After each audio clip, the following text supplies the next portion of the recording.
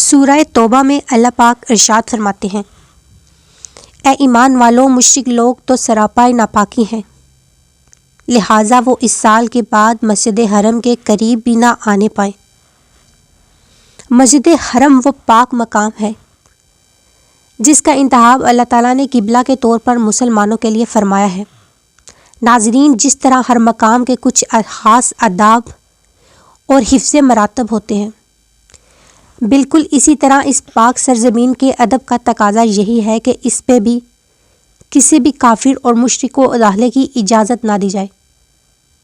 ناظرین، اگرچہ قرآن کریم میں مسجد الحرم کا لفظ استعمال ہوا، تاہم مسلمانوں کے نزدیک مدینہ منورہ کی اہمیت اور تقدیسیت بھی مسجد حرم ہے، اور یہ اس صورت کم نہیں۔ یہی وجہ ہے کہ ان دونوں مقامات کو حرمین شریفین کے نام سے پکارا جاتا ہے۔ ناظرین، اگرچہ مدینہ منورہ میں مشرکین کے داخلوں سے متعلق مختلف فقہوں کے علماء کرام کی رائے منعکس ہے، تاہم ایک حدیث میں جبل حیر سے لے کر جبل سور تک مقام کوہ حرم مدنی قرار دیا گیا ہے۔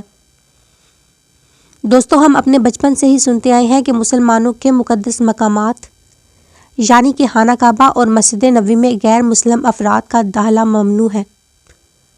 ناظرین، یہ حکم حرمین شریف کی تقدیسیت اور اہمیت کو ملحوظ نظر رکھتے ہوئے دیا گیا ہے، کیونکہ اگر یہاں پہ سیاحوں کو اس طرح داخلے کی اجازت دی جاتی ہے تو یہاں بھی ایسے مناظر دیکھنے کو ملتے ہیں جیسے مسیحیت کے ورٹیکل مقام یا ہندو کے مقدس مقام کی یاتراؤں کو دیکھنے میں ملتے ہیں۔ ماضی میں گزرے حجاز مقدس کے گزرے حکمران اس قدر احترام کیا کرتے تھے کہ سلطان عبدالحمید ثانی نے مدینہ منورہ میں ٹرین کو چلنے کی اجازت صرف اس لیے نہ دی کہ آپ کو شہر محمد میں شور شرابہ بالکل پسند نہ تھا۔ تاہم حالیہ دنوں میں ایک شرمناک اور مسلمانوں کو شرمندہ کر دینے والا واقعہ پیش آیا ہے کہ ہوا کچھ یوں ہے کہ تاریخ میں پہلی دفعہ انڈیا کی minister of minority affair Smriti ایرانی نے نہ صرف شہر مدینہ کا دورہ کیا بلکہ یہ مسجد نبوی کے صحن اور جبل احد اور تاریخ اسلام کی پہلی مسجد یعنی کہ مسجد قباء کا دورہ بھی کر کے آئی ہیں۔ ناظرین، انڈیا کی یہ منسٹر، جس کو لوگ ایک ایکٹر کے نام سے بھی جانتے ہیں، آج سے 20 سال پہلے مشہور ٹی وی ڈرامہ میں بھی کام کر چکی ہے، اور یہ ایک مسلمانوں سے نہایت عداوت اور تعصب رکھنے والی خاتون ہے۔ مسلمانوں کے خلاف ان کے بیانات آج بھی سوشل میڈیا اور الیکٹرانک میڈیا پر موجود ہیں۔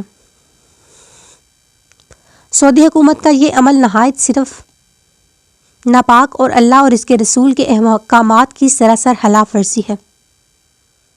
جس طرح یہ خاتون مسجد نبوی کے صحن میں بنا کسی حجاب یا دوپٹے کے گھوم رہی ہیں، یہ سب مناظر مسلمانوں کے دل کو غمگین اور غمزدہ کر دینے والے ہیں۔ ناظرین، آل سعود کی یہ حکومت کچھ عرصہ سے ایسے اقدامات سر انجام دے رہی ہے جو کہ سعودی عرب کی سرزمین کو آہستہ آہستہ مغرب زدہ بنا رہے ہیں۔ تاہم ہم اس بار ان لوگوں نے براہ راست نبی کریم صلی اللہ علیہ وآلہ وسلم کے شہر کی حرمت کو پامال کیا ہے۔ یہاں ایک ایسی خاتون کو لایا گیا جو نہ صرف مسلمانوں بلکہ دین اسلام کے ساتھ سخت برا سلوک رکھتی ہیں۔ بظاہر یہ انڈین منسٹر ایک سرکاری دورے کے لیے مدینہ منورہ میں داخل ہوئی، جن کا مقصد ہندوستان کے حاجیوں کو ملنے والی سہولیات اور مشکلات کا جائزہ لینا ہے، لیکن ہندوستان میں مسلمانوں کے ساتھ پیش آنے والے امتیازی سلوک اور بربریت پر ان کو کوئی اعتراض نہیں۔ سعودی عرب کی حکومت کی باغ دوڑ اس وقت ولی عہد محمد بن سلمان کے ہاتھوں میں ہے، جن کے بارے میں یہ گمان کیا جاتا ہے کہ وہ ایک ملحد ہیں۔ ناظرین، ہم ایک مسلمان کے ایمان پر سوال اٹھانے کا حق نہیں رکھتے، لیکن جس طرح کے اقدامات محمد بن سلمان کی جانب سے اٹھائے جا رہے ہیں اس سے یہ ثابت ہوتا ہے کہ وہ ایک ملحد ہیں اور اس الزام کو تقویت فراہم کرتے ہیں۔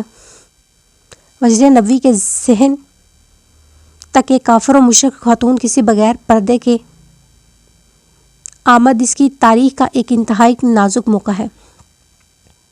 مسلمان اگر اس موقع پر خاموش رہتے ہیں تو ناظرین وہ دن دور نہیں جب مختلف مذاہب سے آئے ہوئے سیاح اپنے اپنے روایتی لباس میں سیلفیاں اور ویڈیو بناتے ہوئے نظر آئیں گے۔ تو ناظرین جس قدر ہو سکے اس المیہ پر آواز اٹھائیں اور اپنا ریکارڈ جاری کروائیں۔ ہمارے معاشرے کے بعض عناصر اس موقع کو مذہبی رواداری سے جوڑتے ہوئے اس عمل کو سعودی حکومت کا ایک احسن عمل بھی قرار دیتے ہیں۔ ناظرین اب اس بارے میں کیا رائے ہے؟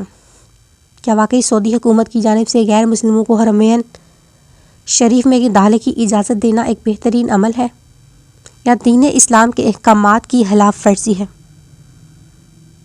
ہمیں آپ کی رائے کا کمنٹ میں انتظار رہے گا۔ شکریہ۔